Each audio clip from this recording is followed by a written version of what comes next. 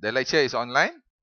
Okay, so we're going to cover on data collection exploration. Okay, the reason as I said before, the whole point of this lecture is so that you can do the exercise on the practical statistics 1. Please do. It is 2.5 of your marks. You don't do it, you lose marks. Those are part of the free marks that we give to make sure you pass. Okay. So this one is a bit jumping the gun because why? You have not yet learned how to do a study. By right, this lecture only come after you finish conducting the study. So you have not even decided on what is the title of your project. Okay, and so basically after you have decided on the design of your study and your sampling method, you have to do your data collection. Okay, so the data collection are collected in item-wise and structured manner using a questionnaire. So, and what do we collect? You collect characteristics, attributes, and qualities of interest from the samples. These data could be quantitative or qualitative in nature. Okay, so what do you collect? You collect using available information from the buku daftar pesakit, from the BHT, based on observation. You duduk situ, you perhati, or based using interviews, questionnaires, and focus group discussion. Okay, available information mana nak cari? Hospital records, National Registry of Birth and Death, census data, data from other surveys. You have the National Health Mobility Survey, you have the LPPKN survey, you have the fertility survey. All these surveys, they have done this before. If you have access to data, you can do the study. Example of registry that is being done by your states. There is a registry for cancer. There is a registry for HIV. So you just tak payah nak buat data collection, you just make use of available data. Okay, so those are some of the examples. Of course, problem with data existing records, you may have issues of incomplete records. The cause of death on inside the Jabatan Pendaftaran Negara may not be verified by a physician. It may be missing the vital information that you're trying to study. Some of the doctors' writing are very difficult to decipher. It requires a special person to decipher it. Sometimes even the doctor who wrote whatever he wrote, he cannot read what he write. Okay, so please take note of that. And please take note, not all cases go to the hospital. Only severe cases go to the hospital. Example, when we did a study on injuries at home, we compare the data collected at the Pusat Kesihatan and data collected at the hospital. We found out only severe cases go to the hospital. What are cases settled at Pusat Kesihatan? The biggest cause of admission for injuries in the rural areas are in fact bitten by insects, lipan, tikus, whatever lah. All this, so they don't go to hospital. Only severe cases go to hospital. So that's the problem about using existing records if you go using it from the hospital. So why do we say problem with the death being not medically certified? In Malaysia, only 44.4% of the deaths are medically certified. Okay, so this one is the data for 1998. Okay, not even half. Even the half that is certified by medical doctors are not really accurate. One of the doctor from Sabah wrote the cause of death as OGK.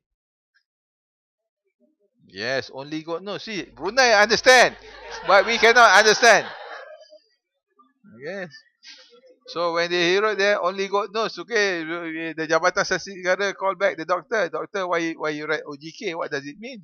And he said, only God knows. I don't know what the patient died of. Okay, so if you write that inside your answer sheet, only God knows the answer to my question. I will answer back to you. God gets an A, you get an F. So don't put OGK inside my answer sheet, okay? Okay, so please take note of that. So even doctors make mistake. The person who diagnosed the death of my father-in-law, not only she got the age wrong, she made the patient younger by 10 years. She also got the diagnosis wrong. Patient died of myocardial infarct, but she wrote there the cause of death as acute pancreatitis. Yes, he does have CA of the pancreas, but the real cause of death was heart attack. Okay, but never mind. It's a small matter. Okay.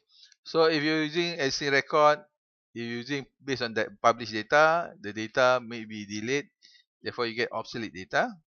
You cannot compare between states or institutions because how they collect data may be different. And if you are trying to compare over time, it is difficult because over time the diagnosis changes, classification changes, the tools changes, and so on and so forth. So it may not be fair comparison. But of course, sometimes the only way you can do that study is based only on existing record. Example, if you're doing a study on accidents or suicides, that's the only data available. You cannot go around asking people, cik tak bunuh diri ke? Betul tak? You can ask, but you get a slap on the face lah. Okay, so we can only get the data on suicide based from the mortuary or from the police record. Okay. If you're doing the data on observation, can boleh. So you just observe people, what they do. Okay, then you can record. Okay, I did this for my masters based on practice of universal precaution. I said NE do nothing but observe people. Or you can interview. You can interview a person individually or as a group. You can use a questionnaire or you can just use the tape recorder. Okay. So written questionnaire is the most common method. What you do, you give it to everybody. You ask them to fill it up. Then you collect. However, there's always a problem of people not wanting to respond. Okay. So next is about questionnaire. If you're asking interview based on questionnaire, you must train the interviewers. You must be very careful about type of question, whether it's open-ended or closed-ended. And all questionnaire must be pre-tested or you have a pilot study. By right, you have to validate the questionnaire. Okay, and that one is an advanced lecture. I'm not going to cover here. That is a 3 weeks of lecture just only on validation. Focus group discussion. You just take a group of like-minded people, then you just ask them question. Example, you want to study about the cause of stress among nurses. You get the nurses to sit together and ask them question. What causes stress among nurses? You think what's the biggest cause of stress among nurses? Doctors. The biggest cause of stress among nurses are doctors. Not patient. Doktor mulut lagi sial daripada mulut patient.